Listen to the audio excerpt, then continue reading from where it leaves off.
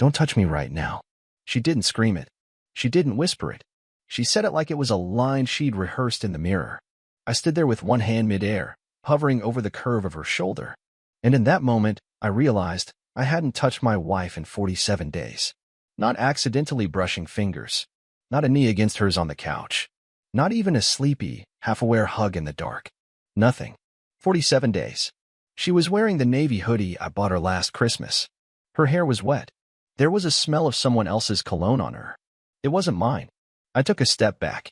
Not because I was angry, but because I suddenly felt like I was trespassing. Like I'd walked into a stranger's house by mistake. The walls were still the same beige.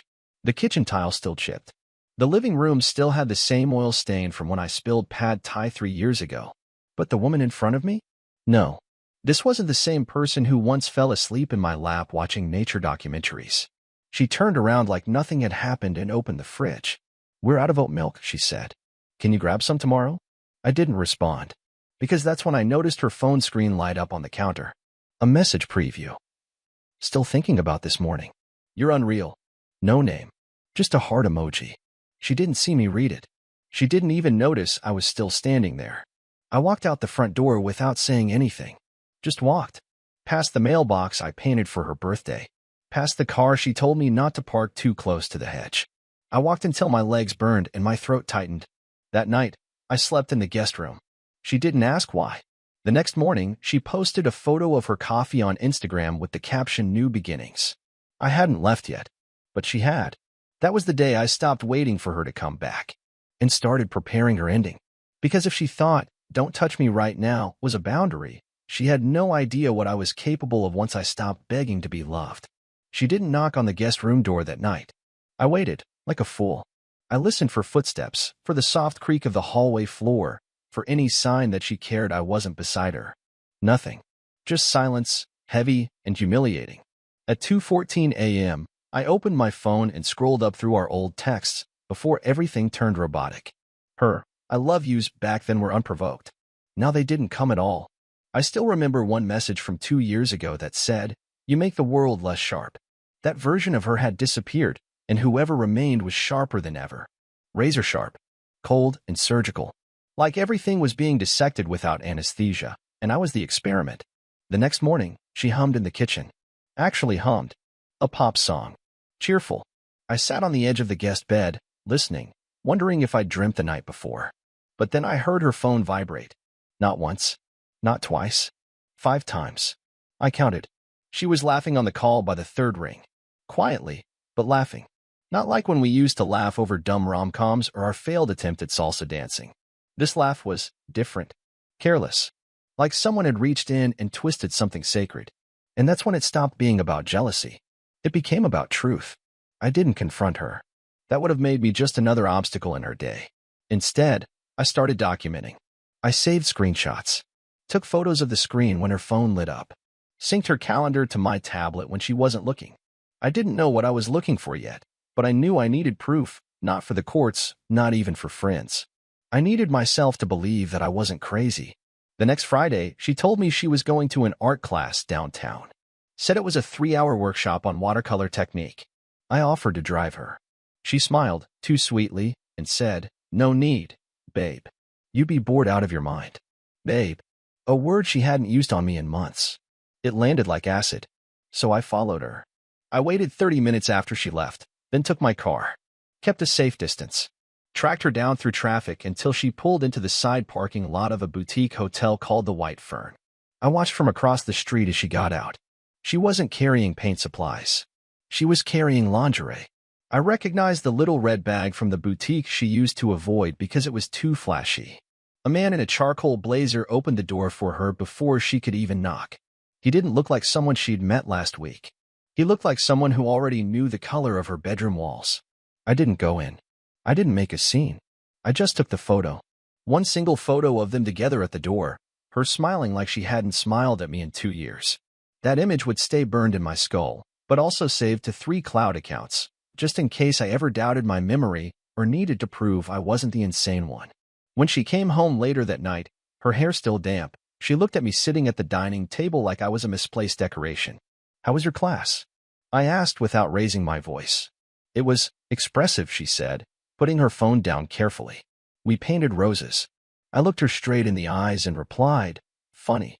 You came back without your paintbrush. For a second, I thought her expression cracked. Just a second. Then she smirked, turned away, and said, you're reading into things again. I didn't respond. I simply stood up, grabbed my jacket, and walked out. Not forever. Just long enough to make her think maybe I was done trying. The next day, she cried. Not in front of me, of course not. But I saw it in the security footage I forgot to tell her I had installed outside the house 2 weeks earlier.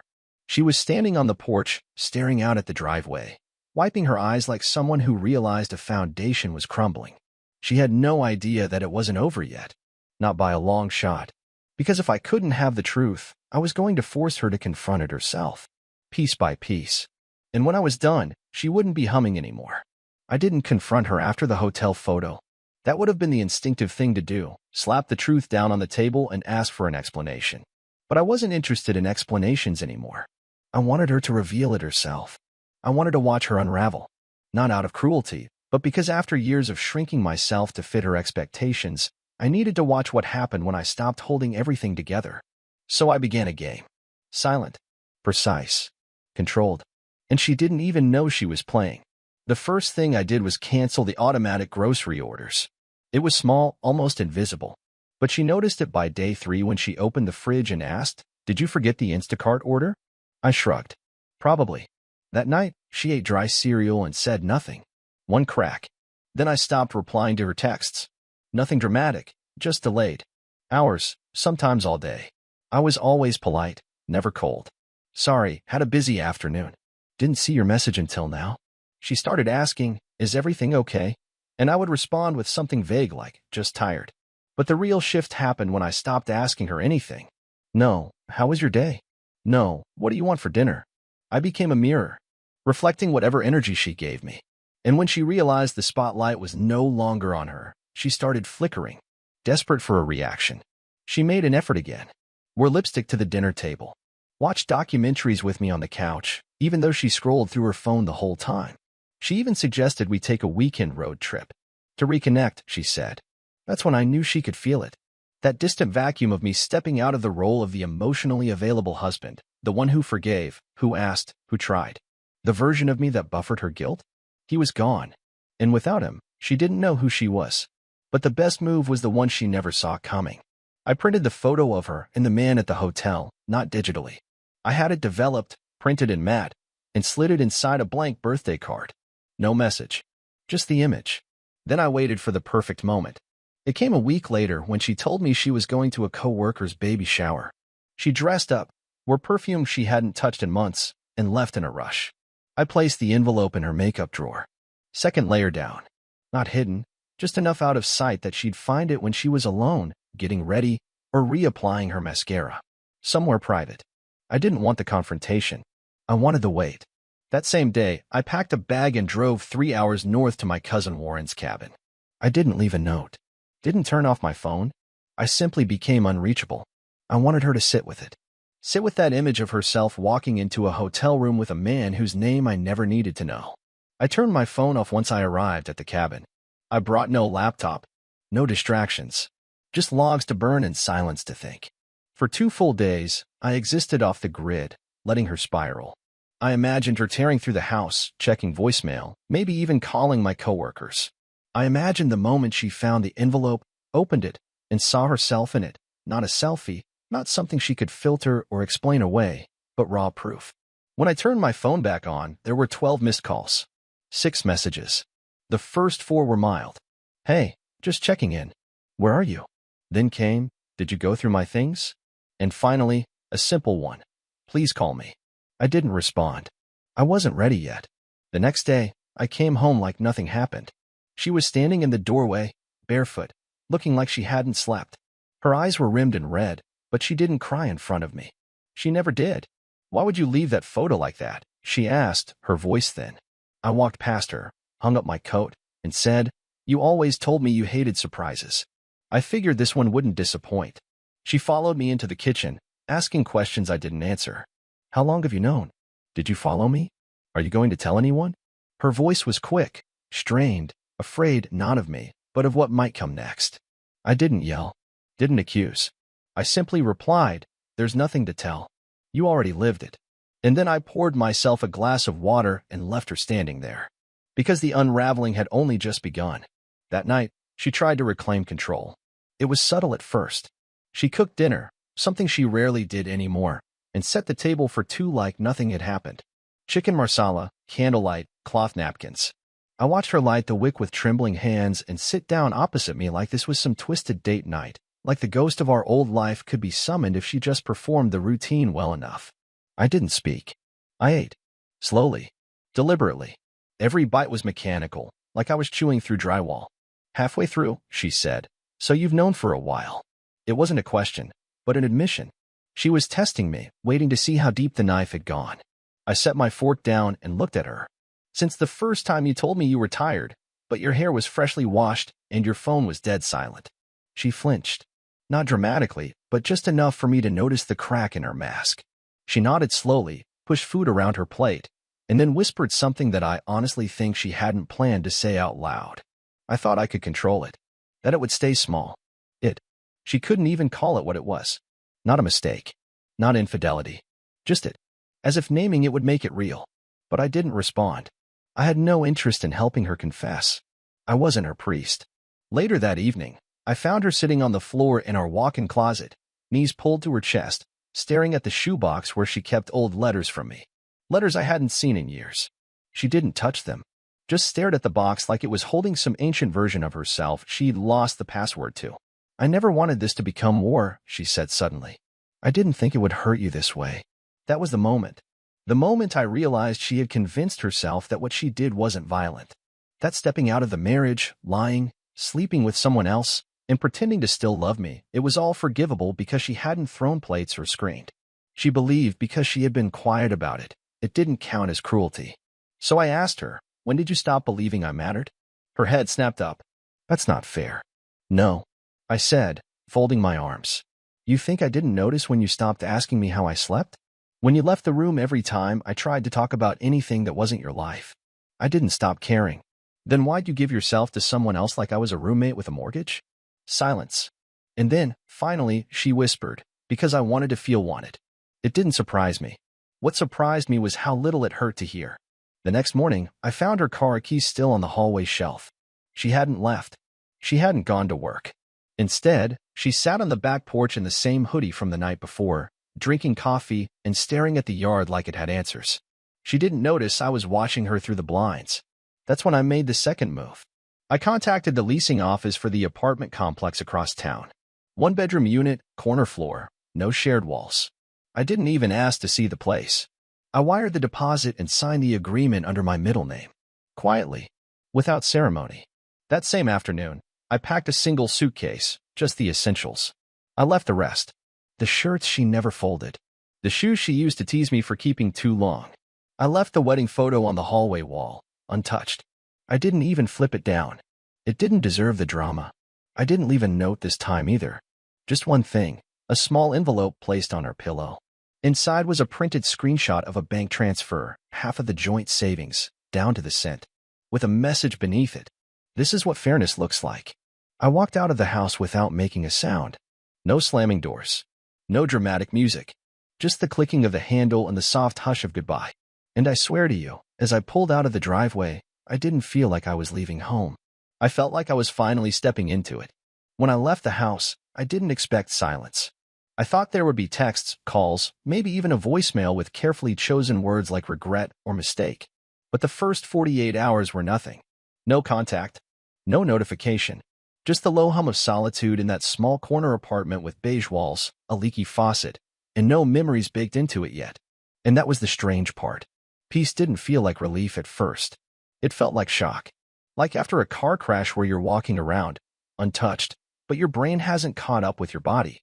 I kept expecting her to come through the door, still wearing that oversized hoodie, still smelling like whatever cologne wasn't mine. But she never did. And I realized something. Darla, yeah, I'll use her name now, wasn't looking for me. She was waiting to see if I would come crawling back. She'd mistaken silence for hesitation. What she didn't know was that I wasn't deciding, I was watching. 2 days after I left, she finally reached out. Not a message. Not a call. She posted a photo of her in the backyard, barefoot, wind catching her hair just enough to make it look cinematic.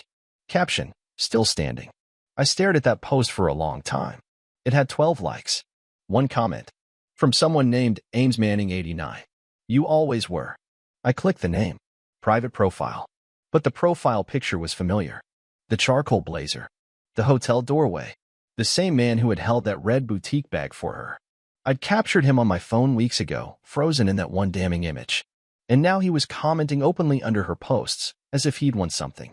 What disturbed me wasn't the comment. It was that she left it up, visible, untouched. She was testing me. Or worse, she didn't care. I didn't react. I let it sit. But I started planning again. I knew she'd check the bank activity. Knew she'd see the split and wonder where my half went. So I opened a new account, moved it immediately, then sent one final transfer to a name she hadn't seen in years, my sister, the one Darla always said was too dramatic and judgmental. Funny how judgmental people turn out to be useful when you're dealing with liars. What Darla didn't know is that my sister had been watching everything from the sidelines. And she was angry, not for me, but for the years she'd spent biting her tongue while watching her brother be slowly erased by someone who performed affection like a script. I gave her access to the old hard drive I'd backed up, the one with screenshots, GPS records, emails I recovered from the trash bin before Darla wiped them clean. And then I waited. Because Darla wasn't just careless, she was arrogant. The next night, at 2:12 a.m., my phone buzzed. One message. No greeting. What did you do? That was it. No context. No punctuation. No signature. I smiled when I read it. Because I hadn't done anything. Not yet. But someone else had. My sister had posted a thread. Anonymous. But piercing.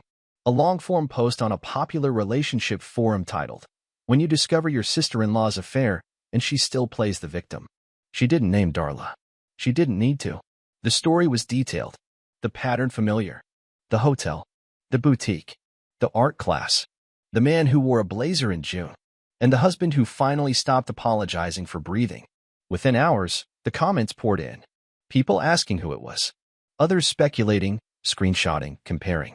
Someone even matched a blurry background in one of Darla's Instagram posts to the exact room number at the White Fern Hotel.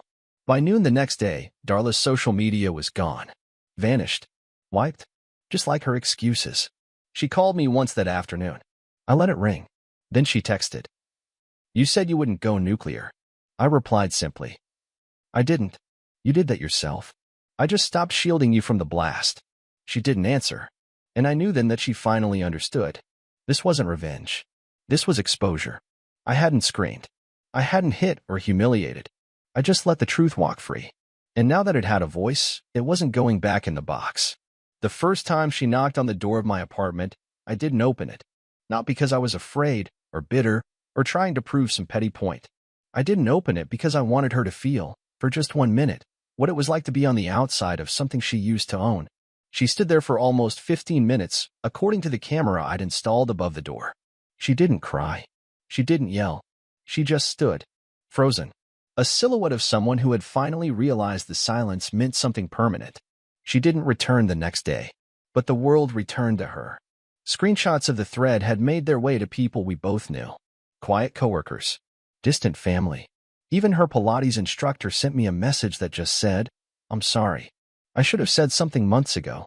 That one hit harder than it should have. Not because I needed confirmation, but because it meant people had seen it happening and assumed I either knew or didn't want to know. That's the thing no one tells you about being betrayed. It's not just the person who lies to you that hurts. It's all the people who watch them do it. The silence of witnesses can feel louder than the crime. But I didn't react. I didn't post. I didn't reply. I let Darla spiral in the vacuum she'd created, because every move she made now is visible. I'd stopped shielding her. And it turned out, without my silence to protect her reputation, the cracks were all anyone could see. 3 days after the thread exploded, she called again. I answered this time. Her voice was flat, like someone talking through a wall of smoke. You think this makes you look strong? I didn't respond immediately. I let the question linger. Then I said, no. I think it makes me look honest. She scoffed, but it sounded hollow. Do you know how much I've lost in a week? You mean attention? That landed. She went quiet. For a moment, I thought she hung up. But then she said, slower this time, You're acting like you never made mistakes. And I think that's the part one remember most about that conversation. Not the defensiveness. Not the failed accusations. Just that line, you're acting like you never made mistakes. As if her betrayal had been some counterbalance to imagined sins I'd never committed. I asked her, what exactly did I do wrong, Darla? Did I forget to change the oil on your car? Did I not notice your new haircut fast enough? Did I love you too quietly while you ran out of reasons to respect me? No answer. I continued. Because if you're looking for justification, you're going to need to invent a better story than you didn't inspire me anymore. The silence after that wasn't uncomfortable. It was clean, surgical. And then she said something that surprised me. I want to go to counseling, just to understand what went wrong. I didn't laugh. I didn't yell. I just replied, I already understand. She asked what I meant, and I told her the truth. That some people don't cheat because they're unhappy. Some cheat because they can't handle being loved without chaos. That she needed friction to feel real, and when I gave her peace, she turned it into emptiness. You didn't love me wrong, she whispered. You just loved me in a way I couldn't return. And there it was. The most honest thing she'd said in 3 years. I ended the call with no bitterness. No dramatic farewell. Just a simple, please don't come here again. There's nothing left to recover. But she did come again, just not to see me. She showed up at my sister's place that weekend. My sister called me, livid, saying Darla had knocked on her door and asked to clear the air. My sister told her to clear the sidewalk instead. And when Darla didn't move, she handed her a sealed envelope.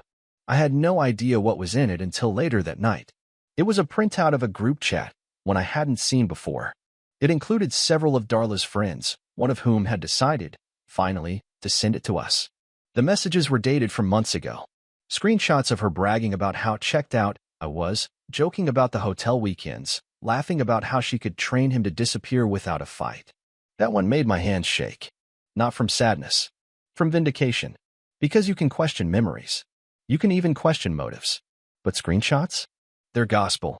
I stared at the line about me disappearing without a fight and said aloud, to no one, you were right about one thing. I did disappear. But the fight? That part was just getting started. I didn't expect her to show up at my office. Not after the screenshots. Not after everything.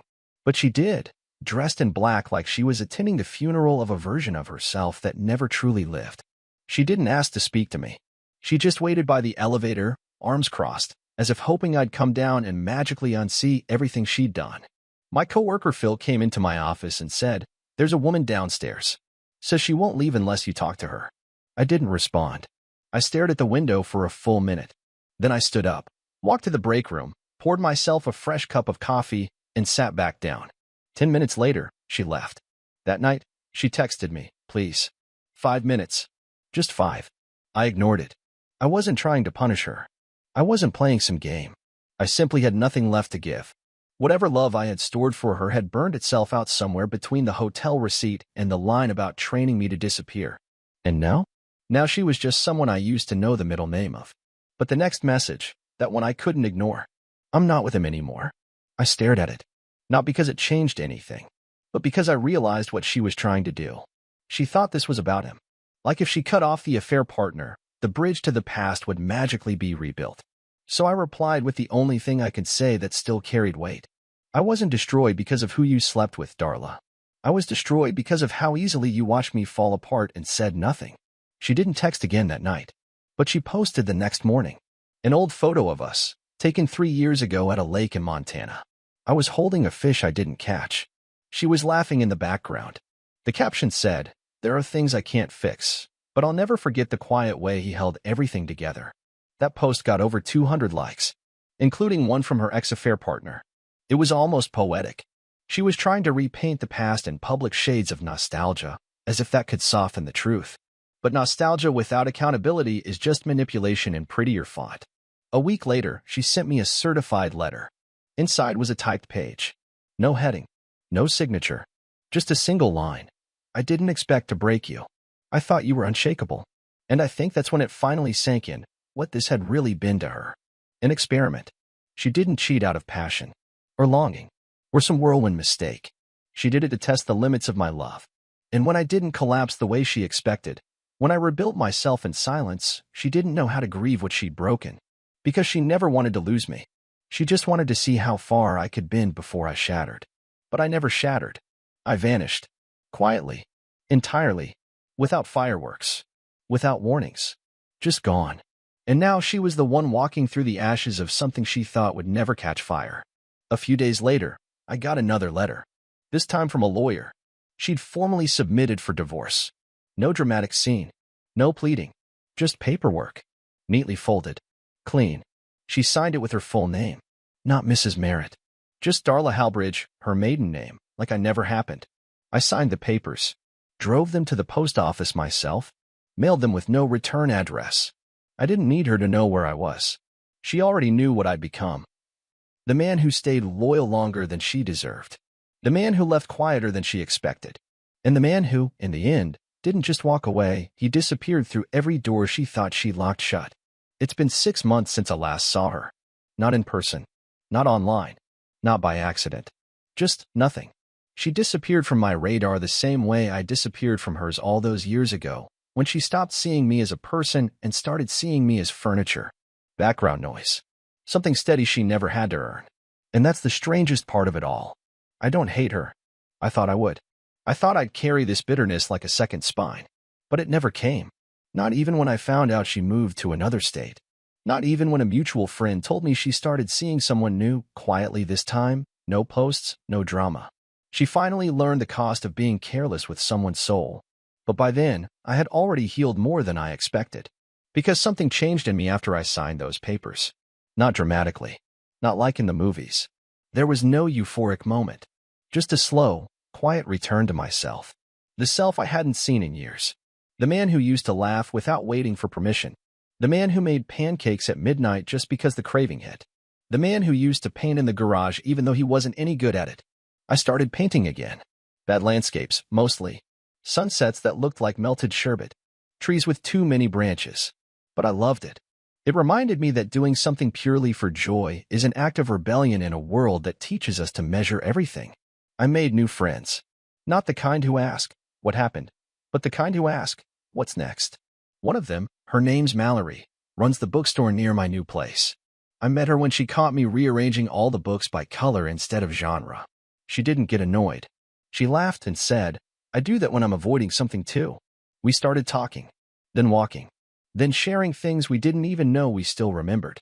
I told her about the divorce on the second week. I didn't want to pretend I was anything other than exactly what I was, someone healing. She didn't flinch. She just nodded and said, You don't look broken. You look rebuilt. That line stayed with me. Because for the first time in a long time, I did feel rebuilt. Not glued together. Not patched. Just whole. Differently shaped. But whole. Last weekend, I visited that same lake in Montana where Darla and I once took that photo. Not for nostalgia. Just because I needed to prove to myself that I could return to the scene without carrying the weight of her with me. And I did. I stood there on the dock. Same spot. Same breeze. But this time, I wasn't holding a fish I didn't catch. I was holding a small canvas in my hand. One I painted the night before. Nothing fancy. Just the lake, and the trees, and a man standing on the edge of it, not waiting. Just being. I left the painting on a bench nearby with a note taped to the back. Who you used to be is not a prison. You can walk out whenever you're ready. I don't know who found it. Maybe someone who needed it. All I know is this. I didn't need closure from her. Because I gave it to myself. And that was the most peaceful goodbye I've ever said.